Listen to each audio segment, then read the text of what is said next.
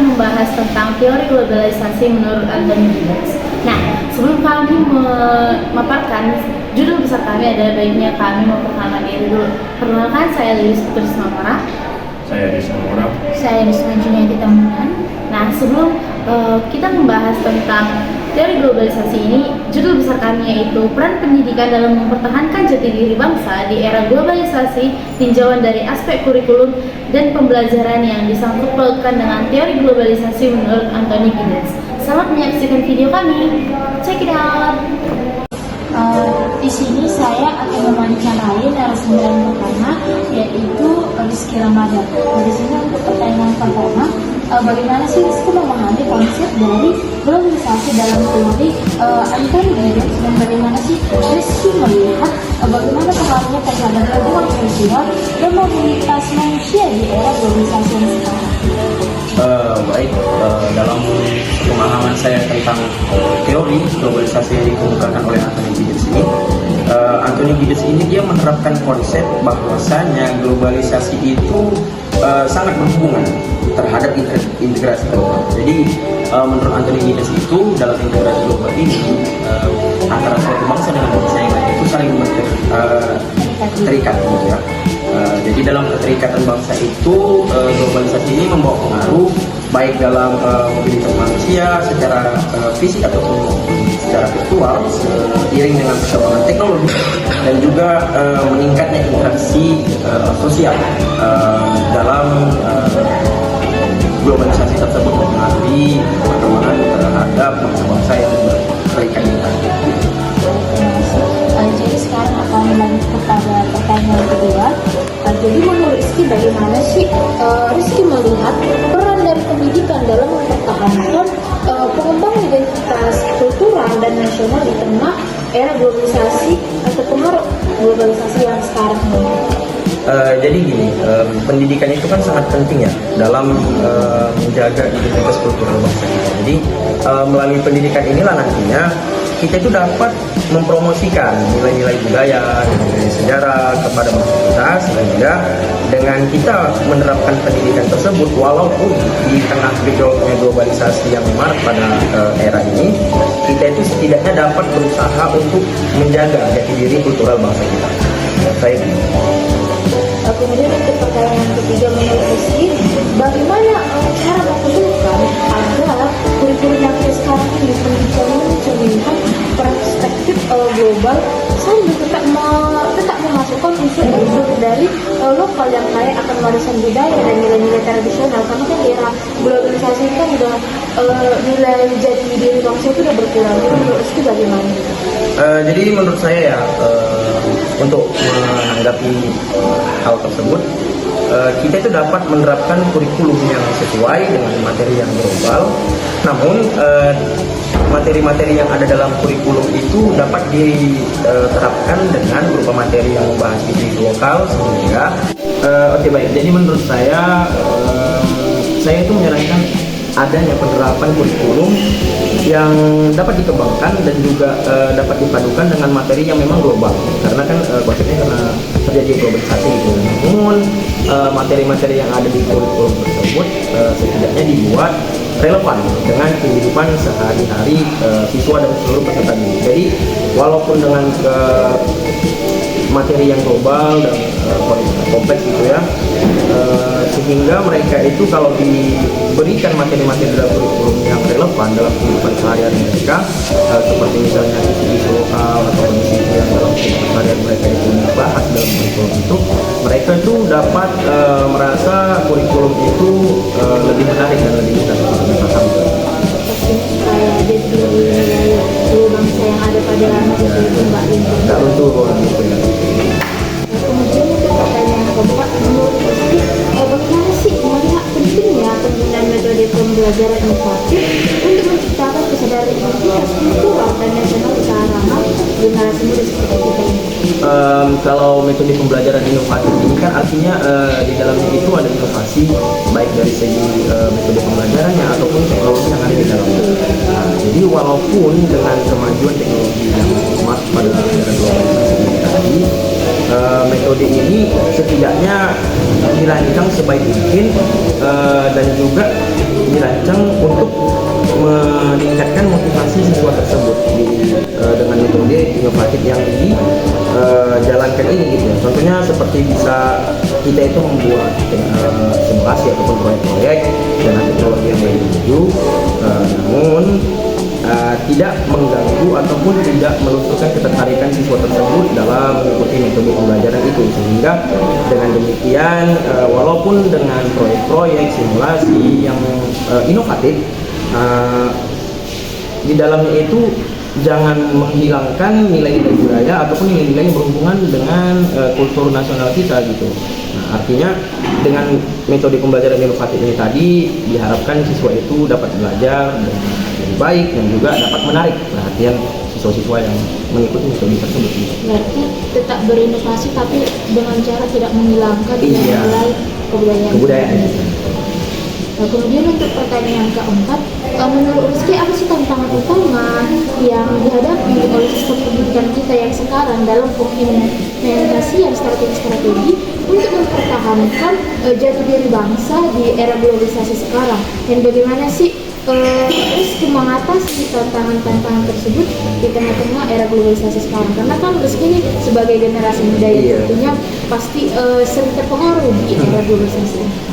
Menurut saya sih tantangan yang paling utama itu ya kurikulum, karena pada masa ini itu terkadang kurikulum itu tidak disesuaikan dengan kemajuan zaman, terlalu membebankan para peserta didik, para siswa yang mengikuti kurikulum dalam dunia pelajaran mereka, sehingga tantangan utama di sini itu kita itu harus membuat kurikulum itu yang sesuai ya dengan kemajuan, dan juga kita itu harus mengadakan pelatihan guru agar kiranya dalam penerapan kurikulum itu tadi guru-guru sebagai tenaga pendidik itu memang sudah kompetitif dalam mengajar siswanya gitu ya. Dan juga kita juga menghadapi masalah diantaranya itu dengan fasilitas pendidikan kita, infrastruktur yang berhubungan dengan pendidikan. Maka dengan demikian pentingnya untuk membangun hubungan yang baik, konektivitas yang baik antara lembaga pendidikan tersebut dengan pemerintah, sehingga pemerintah itu nantinya kan dapat mengadakan pelatihan-pelatihan guru ataupun juga mengadakan infrastruktur atau fasilitas yang berhubungan dengan dunia pendidikan yang lebih inovatif dan lebih maju dan modern gitu pastinya. Yang pastinya supaya mahasiswa nggak terbebani dan tetap berinovasi seperti pertanyaan keempat tadi. Iya, betul. Nah, di sini wawancara dengan Rizky Ramadan sudah selesai. Nah, akan dilanjutkan dengan narasumber yang kedua. Bye. Oke, baik, di sini saya udah berada dengan narasumber yang kedua, yaitu Setia Esa. Nah, di sini saya akan menanyakan beberapa pertanyaan yang terkait dengan Anthony Giddens tadi. Dan pertanyaan yang pertama, bagaimana Anda melihat dampak globalisasi pada mobilitas manusia, dan bagaimana pendidikan dapat membantu mempersiapkan generasi muda ini untuk menghadapinya? Baik, saya melihat globalisasi itu telah meningkatkan mobilitas manusia, termasuk migrasi internasional dan pengaruh budaya asing.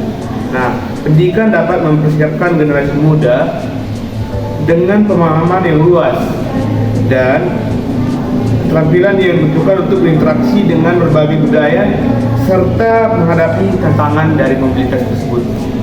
Kemudian pertanyaan kedua, bagaimana pendidikan dapat membantu mengatasi dari resiko-resiko global yang disebutkan oleh Anthony Giddens tadi, yang dimana seperti ketidakpastian ekonomi, perubahan sosial, dan perubahan politik yang tidak terduga. Nah, pendidikan dapat memberikan pemahaman tentang risiko-risiko global ini dan membantu pengembangan keterampilan yang diperlukan untuk beradaptasi dengan perubahan, seperti keterampilan kewirausahaan dan pemecahan masalah. Yang berarti dari resiko-resiko tentang resiko-resiko global ini tentang sosial, ekonomi itu harus ada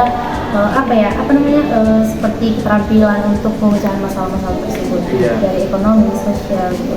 Dan selanjutnya itu bagaimana kurikulum pendidikan dapat disesuaikan untuk mengidentifikasikan aspek globalisasi tanpa mengorbankan identitas kultural dan nasionalnya?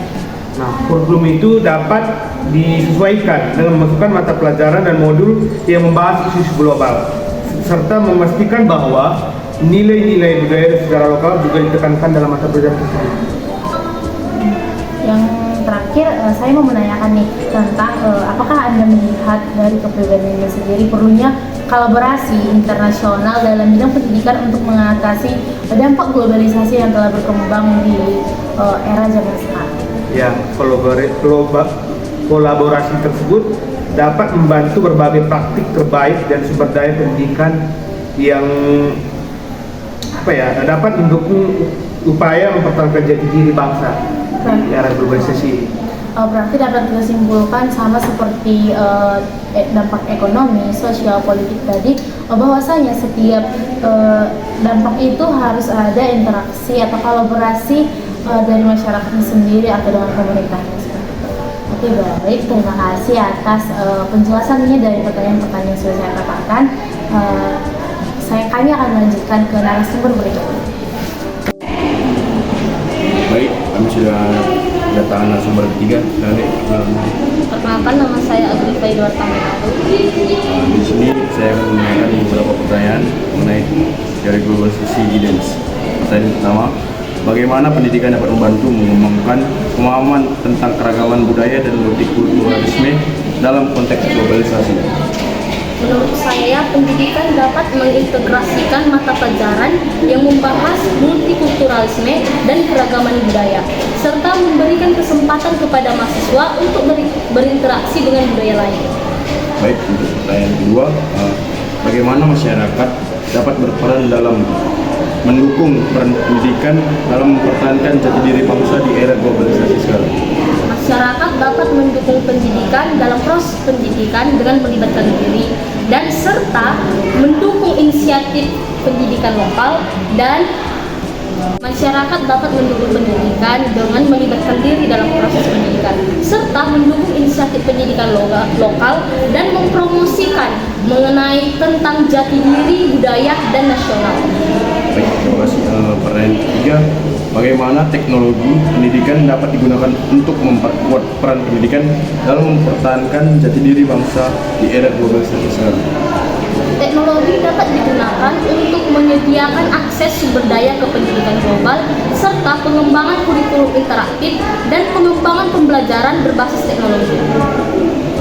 Baik, untuk pertanyaan yang keempat, bagaimana pengembangan metode pembelajaran yang menekankan keterampilan kritis dan pemahaman dalam membantu siswa dan menghargai identitas kultural dan nasional?